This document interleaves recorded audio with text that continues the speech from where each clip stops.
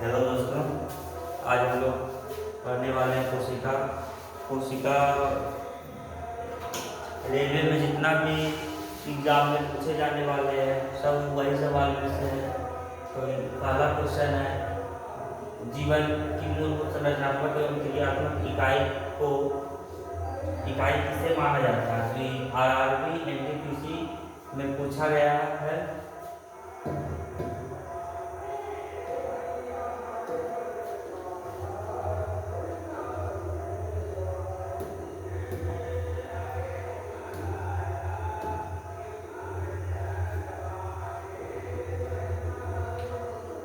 इसका आंसर होगा कोशिका। कोशिका जीवन की संरचनात्मक एवं क्रियात्मक इकाई को कोशिका कहते हैं। और उत्तक किसको कहते हैं? तो कोशिकाओं के समूह को उत्तक कहते हैं। कोशिकाओं के समूह को उत्तक कहते हैं। समूह को उत्तक कहते हैं। और उत्तक के समूह को अंग कहते हैं। अंग के समूह को अंग तंत्र कहते हैं।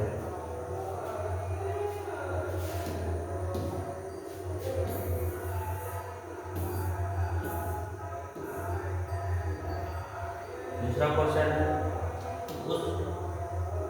उस वैज्ञानिक का नाम बताइए जिसने 1665 में पहली बार कोशिका की खोज की थी। तो एएलपी में पूछा गया क्वेश्चन है।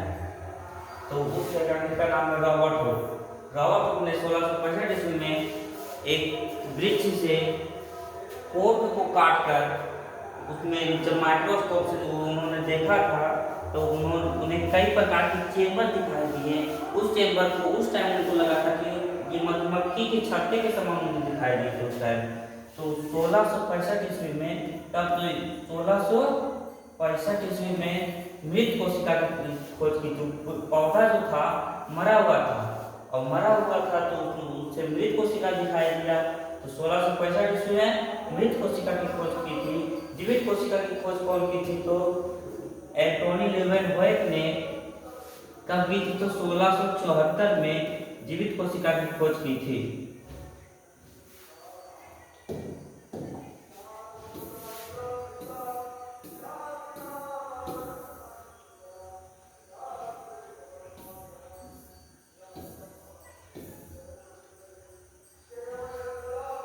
पौधे को ऊर्जा की कम आवश्यकता होती है। क्यों? क्योंकि केवल ऊंचाई में बढ़ते हैं। क्योंकि केवल बहुत सारी मृत कोशिका होती है, उसमें बहुत सारी मृत कोशिका होती है। पौधे में जाइलम की कोशिका मृत होती है। पौधे की जाइलम कोशिका मृत होती है। दो प्रकार के उत्तक पाए जाते हैं। उसमें दो प्रकार का उत्तक पाया जाता है, एक जाइलम एक फ्लोएम। फ्लोएम कोशिका जीवित होती है, जाइलम कोशिका मृत होती है। जाइलम की कोशिका का काम रहता है खनिज लवण और जल को ऊपर ले जाना, और फ्लोएम की कोशिका का काम रहता है उसका ऊपर नीचे दोनों रहता है, उसका भोजन को चारों तरफ ले जाना।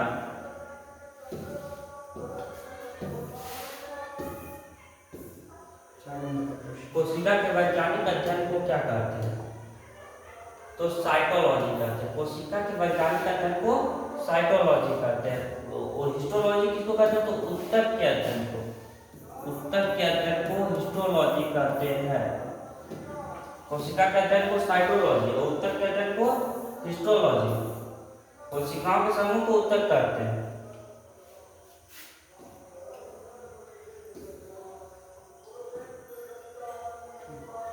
कोशिका सिद्धांत के बारे में निम्नलिखित में कौन सा कथन सत्य है?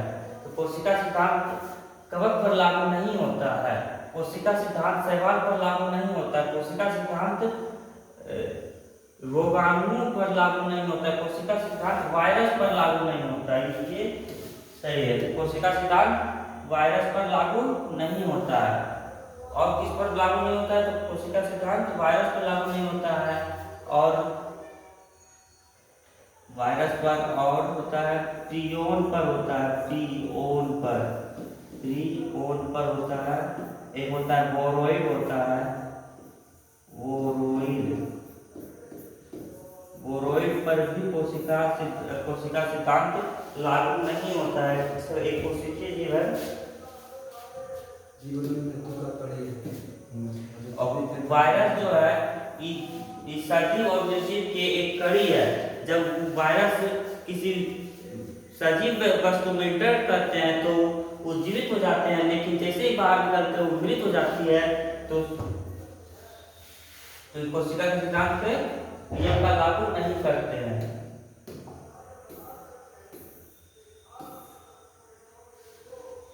तो इसमें एक कोशिकीय जीव की पहचान करें, एक कोशिकीय जीव का पहचान करें तो अमीबा होगा।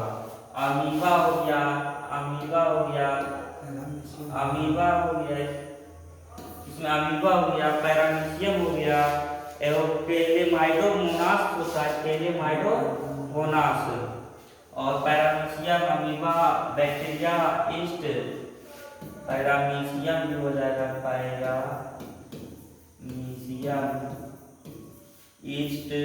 ईस्ट होता है, बैक्टीरिया होता है, पेलेमाइडोमोनास होता है।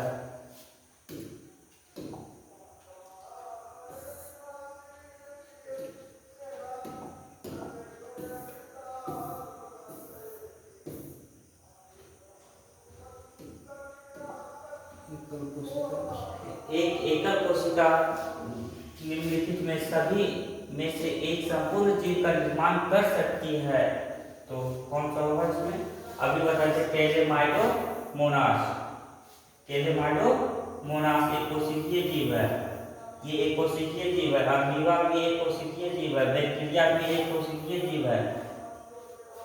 तो ये ऑप्शन सही होगा, राइजोपोस, राइजोपस।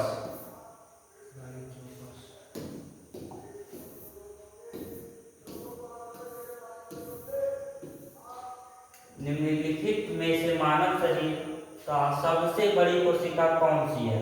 सबसे बड़ी कोशिका अंडाणु है। सबसे बड़ी कोशिका मानव शरीर में अंडाणु है।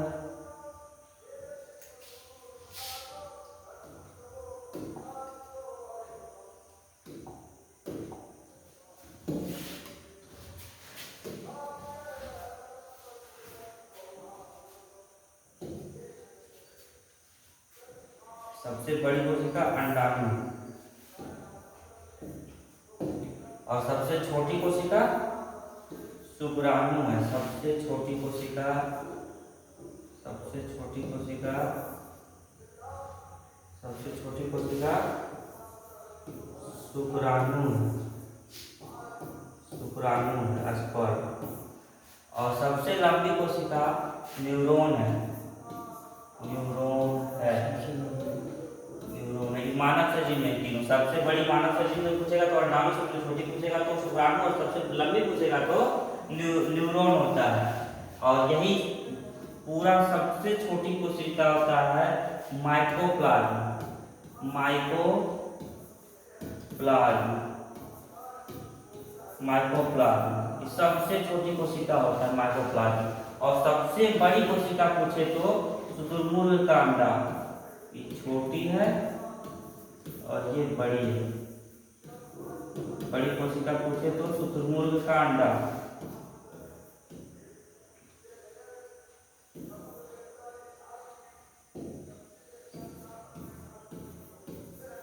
शुतुरमुर्ग का अंडा लगभग 2 kg का होता है।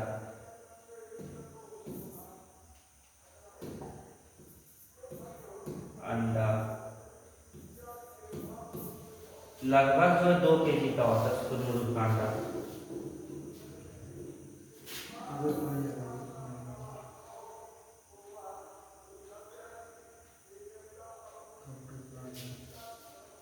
प्रोटोप्लाज्म शब्द किसने दिए थे? प्रोटोप्लाज्म शब्द किसने दिया? प्रोटोप्लाज्म शब्द किसने दिया? तो ये थे जोहान इवेंजिस्ट पुरकिंजे ने दिया था। जे ई पुरकिंजे भी बोलते हैं, जे ई पुरकिंजे भी इसको बोलते हैं।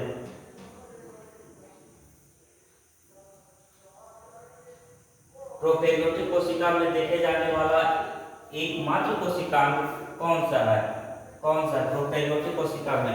तो प्रोकैरियोटिक कोशिका होता है, एक होता है प्रोकैरियोटिक कोशिका, प्रोकैरियोटिक कोशिका, प्रोकैरियोटिक, एक होता है यूकैरियोटिक कोशिका, एक होता है यूकैरियोटिक कोशिका।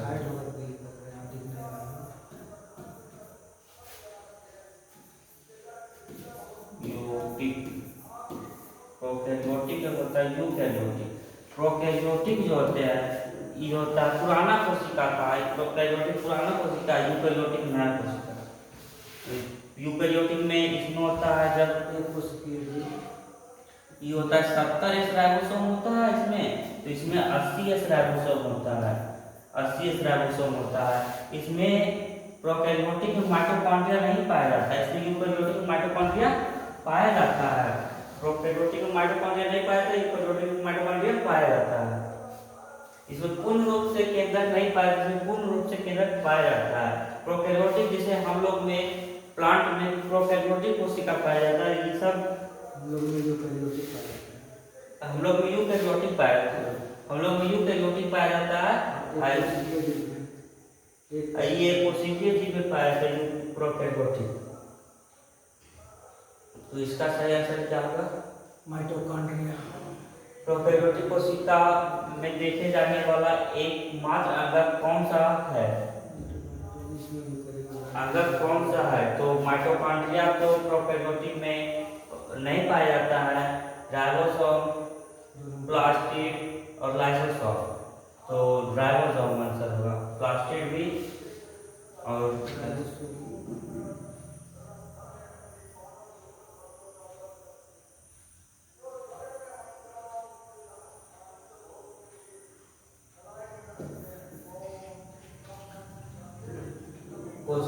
कोशिका के प्रोटीन कारखाने के रूप में कौन सा कोशिका जाना जाता है? कोशिका के प्रोटीन कारखाने के रूप में राइबोसोम जाना जाता है। राइबोसोम का दो भाग होता है, एक होता है खुरदरी अंतःपरवर्ती जालिका, एक होता है चिकनी अंतःपरवर्ती जालिका। खुरदरी पर प्रोटीन का होता है निर्माण और चिकनी पर वसा रहता है। प्रोटीन हमारे शरीर में पहले एमिनो एसिड बनता है, 20 एमिनो एसिड मिलकर एक प्रोटीन का निर्माण करता है। तो एमिनो एसिड 10 को तो हमारा शरीर अपने से बना लेता है, लेकिन 10 हमें भोजन से कितना एमिनो एसिड की जरूरत पड़ती है? तो 10 हमें भोजन से जरूरत पड़ती है, 10 हमारा शरीर अपने से जनरेट कर लेता है। तो 20 एमिनो एसिड मिलकर एक प्रोटीन का निर्माण करता है।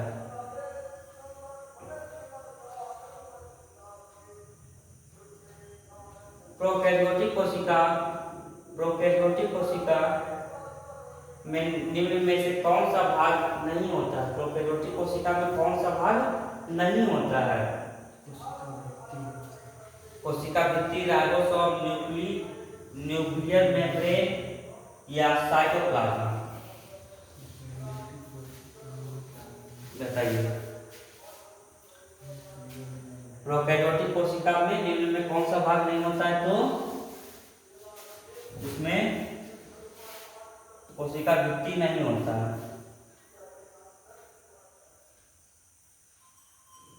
प्रोकैरियोटिक कोशिका की कुछ विशेषताओं में से बिल्कुल गलत है, चुनिए, विलुप्त है, चुनिए। तो न्यूक्लियोइड होता है, झिल्ली बंद कोशिका होती है, अत्यधिक छोटा आकार होता है, तो एकल गुणसूत्र होता है।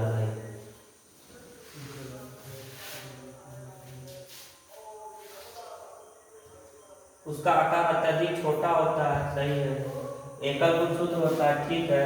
झिल्ली बंद कोशिका होती है, ये आंसर ई वाला होगा बी। उसमें जो झिल्ली बंद कोशिका होती है, ये होता है प्रोकैरियोटिक होता है, प्रोकैरियोटिक एक होता है यूकैरियोटिक। तो प्रोकैरियोटिक इसमें जो होते हैं गुणसूत्र एक ही होते हैं, इसमें गुणसूत्र ढेर होते हैं। इसका भी केंद्र होता है, इस पर झिल्ली नहीं होता है, इसका झिल्ली नहीं होता है। तो यही को कहते हैं न्यूक्लियोइड कहते हैं। तो न्यूक्लियोइड भी होता है, झिल्लीबद्ध कोशिका, यही है, विलुप्ति गलत है।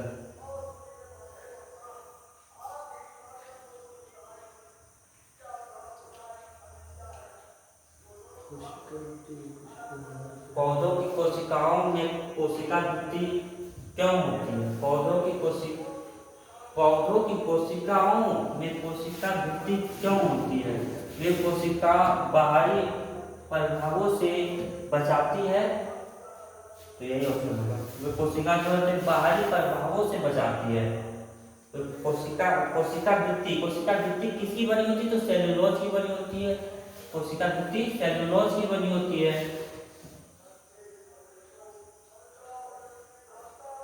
पौधों में कोशिका वृद्धि का निर्माण करने वाला एक जटिल कार्बोहाइड्रेट कहलाता है। पौधों में कोशिका वृद्धि का निर्माण करने वाला एक जटिल कार्बोहाइड्रेट कहलाता है।